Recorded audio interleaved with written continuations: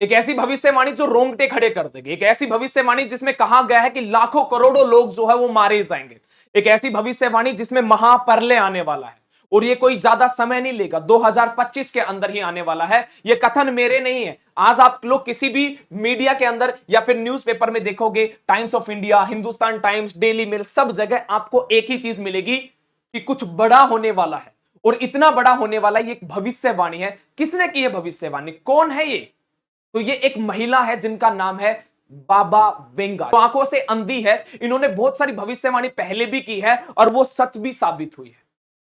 अगर अभी की देखा जाए तो इस साल जुलाई में, मतलब 2025 के अंदर प्रलय आने वाला है। ये शब्द है बाबा वेंगा के। क्या है हाइलाइट्स में एक बार देख लेते हैं। जुलाई 2025 में बहुत बड़ा जो है महाप्रलय आने वाला है, बड़ी चेतावनी दी गई है।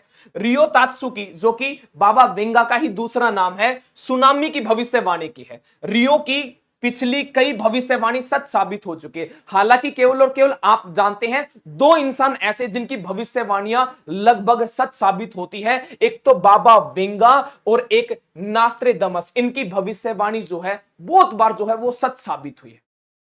अगर मैं बाबा वेंगा की बातें करूं तो इन्होंने 1995 में अपनी डायरी में लिख दिया था कि 25 साल बाद, मतलब 2020 में, एक रहस्यमय वायरस फैलेगा जो अप्रैल में चरम पर होगा। ये वही वायरस है जिसको कोविड-19 के नाम से जाना गया। ये वही वायरस है जिसको कोरोना वायरस कहा गया।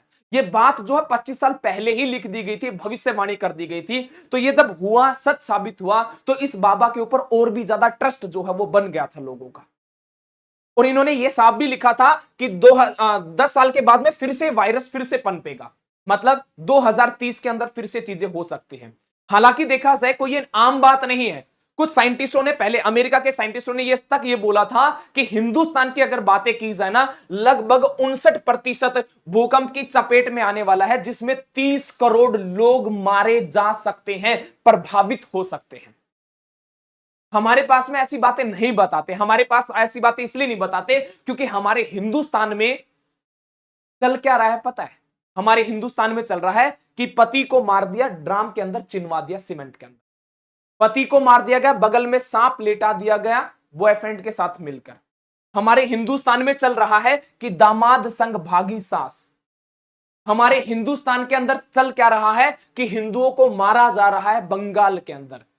हमारे हिंदुस्तान में क्या चल रहा है कि तेलंगाना के अंदर लाखों पेड़ों को काटा गया और लाखों पेड़ों के साथ साथ में हजारों की संख्या में, लाखों की संख्या में पशु पक्षियों को चिल्लाने की, कराहने के लिए, उनको रोने पे मजबूर कर देने वाली हमारे हिंदुस्तान में चल रहा है।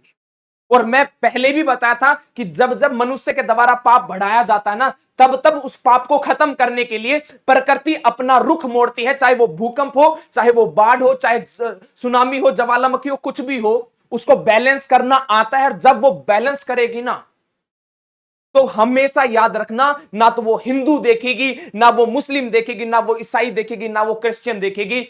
उसको बैलेंस करना आता है और वो सबसे बेटर मैनेजमेंट करता है। जब जब पाप बढ़ा है तब तब ऐसा हुआ है। हमारे यहां पे ना तो कोई रिश्तों का कोई मोल है, ना हमारे यहां पे पशु पक्षियों का कोई मोल है। हमारे यहां पे किसी भी चीज का मोल नहीं है। तो पाप तो बढ़ा है, इस पाप को बढ़ने के बाद बैलेंस करने के लिए भी प्रकृति अपना रुख जो है वो जरूर लेगी। आप लोगों की क्या राय है कमेंट बॉक्स में जरूर लिखना। जय हिंद, जय भारत।